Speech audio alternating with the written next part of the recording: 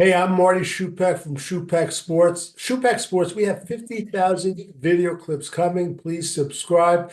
Today, we're talking about baseball, probably youth baseball, ages like 8, 9, 10, 11, 12, maybe 13, mostly with the smaller field. And we're going to go over what I call hidden opportunities. Every single baseball game or softball game, what makes the sport so great is that nothing is ever the same, just like a snowflake or a chess game. Everything is different. If you coach long enough and you think outside the box, and if you're just starting coaching, associate yourself with a really good coach. That was the best experience you could ever have.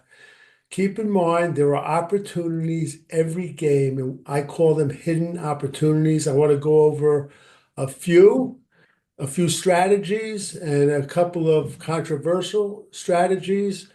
I'm very big on bunting. Okay. Bunting in the major leagues has kind of taken a back seat, but I'm a huge believer. I think you put the defense in a position where they make mistakes. I think there are enough strategies where you could get an extra run, maybe two per game. And if you combine that with base running strategies, you could definitely get an extra run or two per game. But the first one, and I've showed this before, is the bunt man on third, and it's with less than two out. Now, this picture doesn't have the third baseman in the right spot. He'll be in closer in a bunting situation. There'll be a player at third base. The batter will square to bunt. When he squares, the third baseman should be moving in, anticipating a bunt and to cover the bunt. All right. When the player bunts, the base runner will bounce off the base, bounce, bounce, bounce, never past the third baseman, wherever he is. You don't want him to be able to turn around and tag him out. And when the third baseman fields the ball, he doesn't run till he sees the release of the ball to first base. And then the base runner at third base, he runs and he has to slide. That's a whole key to this. You must slide when you go home on this. Couple of things. You want to always have the base runner at third, try to go in foul territory. Again, when he's bouncing, you don't want him to get too close to the third baseman. When I'm on the other end of this, I began putting in a play where to have the shortstop cover third, and I'd yell, if I thought he'd get him out, I'd yell green, and the third base would turn around and throw it there. And we've gotten outs that way too. But it's an effective strategy to bunt man on third, less than two out. Obviously, you have to pick your situations. You're not going to do this if you're losing like 14 to nothing in the second inning, but it's a great strategy.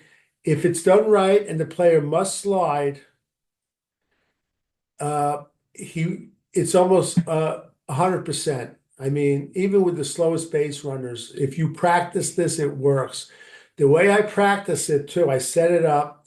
I do everything what I just showed you, except I have the base runner. I don't have him slide when we're practicing. Okay. Again, let me go through this very quickly. Less than two out, bunt man on third. Third baseman is running in to cover the bunt. He squares the bunt. The base runner third will bounce in foul territory, not too close to the third baseman. When the third baseman picks it up, the base runner will break for home on the release of the ball to first base. And in what happens is the first base will catch the ball. The coach will yell, throw it home. He'll throw it home. He'll slide right under the tag. It works every time. While I have this up, and the picture doesn't show this, I want to go over another strategy. I call it the bunt stretch. If you could just picture this as a player at first base, less than two out, and again, this is on the youth level with the smaller field. I have the player bunt.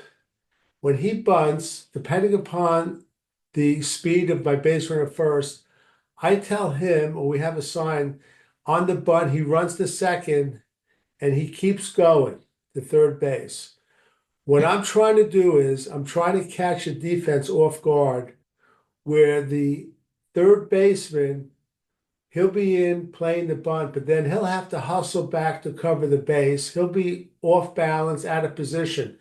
The play usually is, if it's done right, the shortstop will cover third base. Okay, so again, base runner at first base. You have to pick when you do this. You got to know your talent. You're not going to do this with the slowest player in the team. The batter bunts. He runs. He keeps going. All right, and the third base will throw to first, and then the third base will try to cover the base, but he'll be too late or off balance. Now, if the shortstops cover, what's great about this play, because the shortstop's covering, if he's rounding the base and you see it's covered, you as the third base coach could stop him and tell him to go back. All right. It's another strategy. Again, you have to know your personnel. That's what I call the bunt stretch. Now, another thing I want to mention, I don't have any sort of picture, and I'm big on bunting.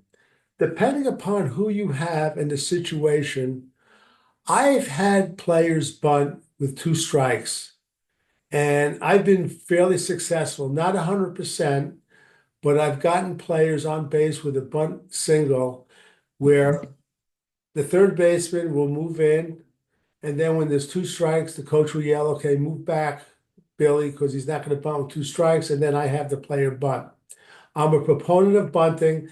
This will work if you have the right player up there. When he misses, be prepared. You're going to have the general managers, what I mean the parents, up in the stands. You're going to hear mumbling about what a lousy coach you are, but don't worry about it. You have your own principles. One of the things I do, if you've ever seen my batting practice video, I urge you go through Schupak Sports, try to find it. When I'm running batting practice, I set up two cones right by home plate on third base. First two pitches, the player bunts. If each one goes through the cone, he gets an extra swing at batting practice. It's very effective motivating players to become efficient bunters. All right. And I've done different sessions on bunting. To me, you could write a book on bunting. All right. So that's what is the bunting. We're going to go to another strategy now.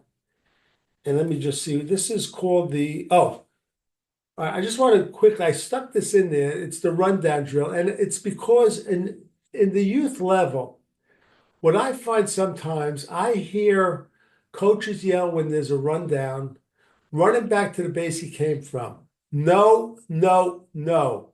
We're teaching these kids how to play baseball. We're teaching them the right way. When there's a rundown, to me, it's God's gift. The baseball gods are gifting you almost a sure out. You should practice, and I show you how I practice the rundown drill. I have a rundown between home and third, and a rundown between first and second. And I do this as a game. If they get the base runner out, they get a point. If the base runner gets to the base, he gets a point. Keep in mind, when I teach rundowns to my players, the ideal number throws in a rundown is 0. The second best situation is 1 throw. All right. Remember, after you throw it once, the more throws that your youth team throws, the better chance the base runner will get to be safe at either base. You want to try to get him out either on 0 throws or 1 throw. And the term I use to my team is you want to get the base runner into a sprint mode, because a sprint mode is very difficult to stop and change positions. The fielders know what they're doing. The base runner doesn't. Okay, so you want to get him into a sprint mode. Once he's in a sprint mode, you can throw the ball and they can take him right out. Don't shy away from rundowns with your team. You have to practice them. It's the baseball gods giving you a gift out. Trust me. All right. So we're going to practice base running. I'm sorry, rundowns. You're going to practice bunting. Okay. This is a first and third strategy I call create doubt. And what I'm doing is this. There's a base runner on first, a base runner at third. Okay. And it's always in youth baseball, first and third base running situations, they're difficult to defend. I tried a little trick and it worked. It's called creating doubt. Again, it depends upon the personnel you have. If you don't have the right personnel, you can't do it. What I do is I tell my shortstop to go between the pitcher's mound and second over to the side. All right. I have the second baseman will cover second. Now, what I do is this: the catcher, I'll have him throw it through, but the shortstop, as soon as it goes past him, he reaches up with his glove, comes down. As soon as he comes down, he turns to third base and he looks at the base runner or the third base coach in the eye. And what he has to do is, if this is his glove hand, he goes like this, he turns like he's about to throw it.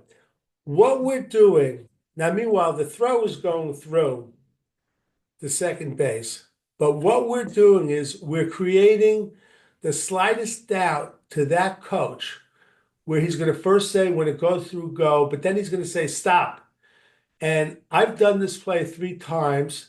I've gotten 2 double plays where I've gotten him out at second and he throws home because the third base coach sends him late. And another time I've gotten him out at second and he held the runner.